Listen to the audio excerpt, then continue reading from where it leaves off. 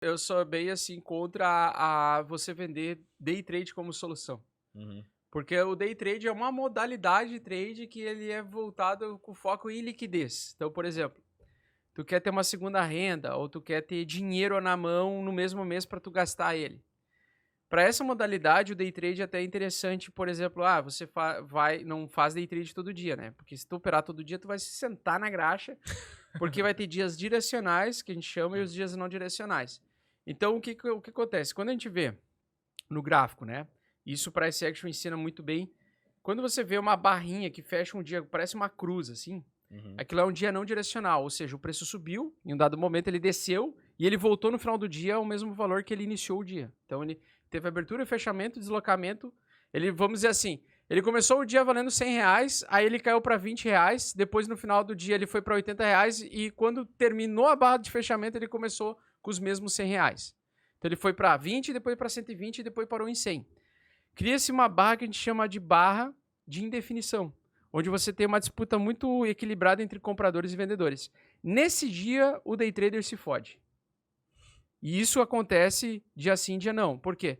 Porque geralmente nós temos 1 ou 2 dias não direcionais para um dia direcional. O dia direcional, que é aquele com uma barra grande, que você pega o gráfico de 1 hora, né, você reduz Tá tudo caindo ou tudo subindo. Você pega uma barra de um dia, que tem 24 barras de 1 hora. Então você dá um zoom out, né?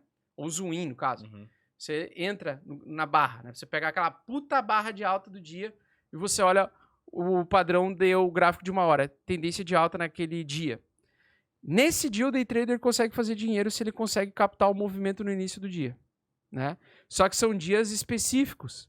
E aí, quando o cara vende a ideia de day trade, tu estimula o cara a querer entrar no jogo todo dia, porque vicia. Porque quando tu acerta... Aposta, né? Eu falo muito que pra quem não sabe o que fazer, é uma aposta. Tu vai apostar ou que vai subir ou que vai cair. Exatamente. E é 50% de chance de errar e 50% de chance de Exatamente. acertar. E aí o pessoal tem que entender o seguinte, dentro de uma barra mensal, nós temos 30 barras de um dia.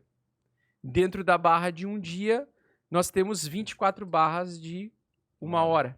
Então, tu tem que ir diminuindo, tu tem que ir entendendo como funciona essa movimentação. E isso exige muito tempo de tela. Então, é engraçado, assim, que o pessoal faz o Ctrl-C, Ctrl-V de outros conteúdos, mas o cara, tu vê que ele não tem um método, ele não sabe o que ele não sabe o que ele está fazendo. Ele está replicando um conteúdo que alguém tem domínio técnico, mas ele não sabe o que ele está falando. Um fundo duplo. Isso aí qualquer um sabe identificar e sabe falar igual a um outro cara. Mas tu sabe se esse fundo duplo é de uma reversão de tendência majoritária, minoritária, verdadeira ou falsa? Daí eu já não sei nem o que ele tá falando. Então, aí tu tem que associar várias coisas, como indicadores, volume ou médias. E aí o que acontece? O pessoal não tem um método. Então tu identifica claramente quando tem método ou não tem método. Por exemplo, muitos youtubers falavam que não era bear market, que eu tava louco, que eu fui extremamente criticado, né? Porque em novembro eu tava em Dubai falando que era alta infinita, achando que o mercado ia subir sem parar. Aí estourou uma guerra, né? Não, só que o que acontece? Eu estava falando que era alta infinita até o preço tocar no suporte do topo anterior, que era $52.000. E aí, quando entrou em dezembro, então de uma semana para outra eu mudei completamente de opinião. Por quê? Porque de uma semana passada, em que o preço estava apoiado em 52 e não perdia e supostamente ameaçava voltar a subir, ainda era tendência de alta, semanal. Só que uma vez perdido o suporte semanal, você tem uma reversão majoritária de tendência. E aí eu falei, agora é queda, agora vai vir bear market.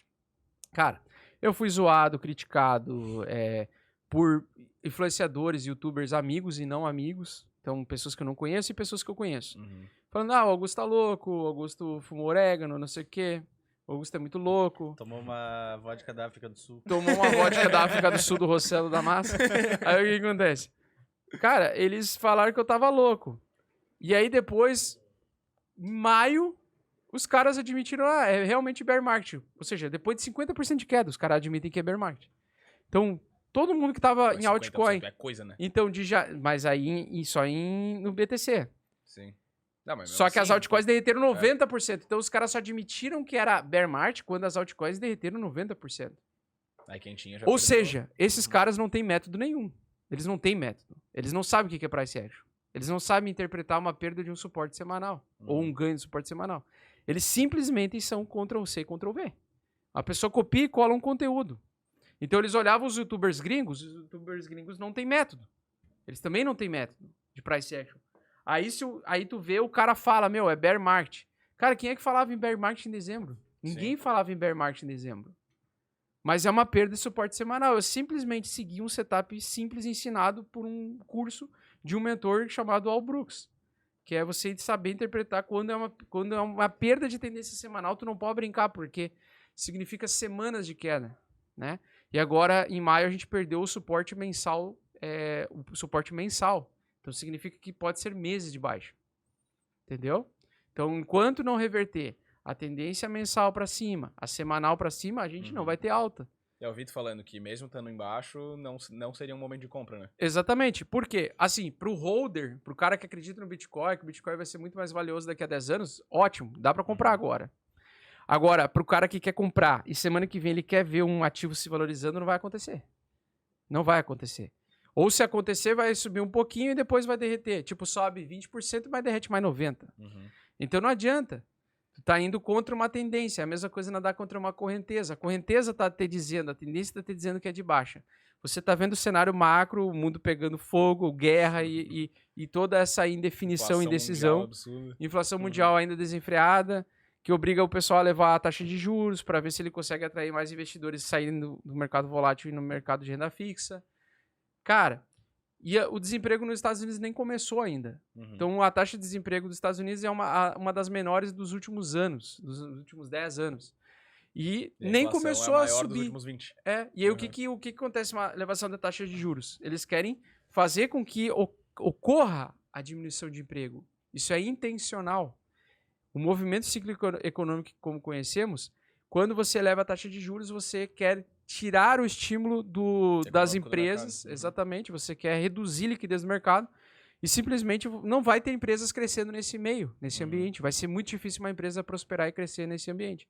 Sim. Então, a gente acabou de acontecer isso, a inflação ainda está desenfreada, descontrolada, e a gente não tem perspectiva de melhor no curto prazo. Vai sair agora o resultado do segundo trimestre do PIB americano. Dois trimestres consecutivos em queda significa recessão econômica. O que a gente conhece bem aqui no Brasil, o que aconteceu em 2015 até 2016. Então, de 2015 a 2016, nós ficamos 4 meses em recessão, em queda, né, com PIB negativo.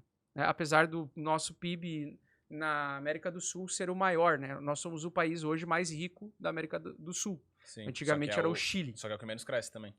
É um dos que menos cresce. Assim... Percentualmente, né? Percentualmente. Tipo, a média é de 0,6 ao ano, eu acho, nos últimos anos aí. Só que nós estamos já numa hegemonia de 10 anos sendo o país principal da América Latina.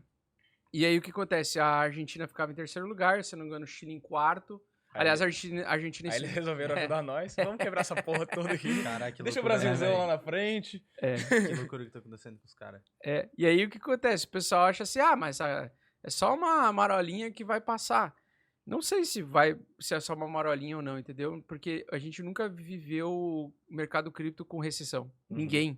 Não existia, né? Mesmo quem está desde 2009 com Bitcoin, minerando Bitcoin. O cara nunca viveu Bitcoin numa recessão econômica. Então é um fato que todo mundo está vivendo agora vai conhecer o que vai acontecer, entendeu? Sim.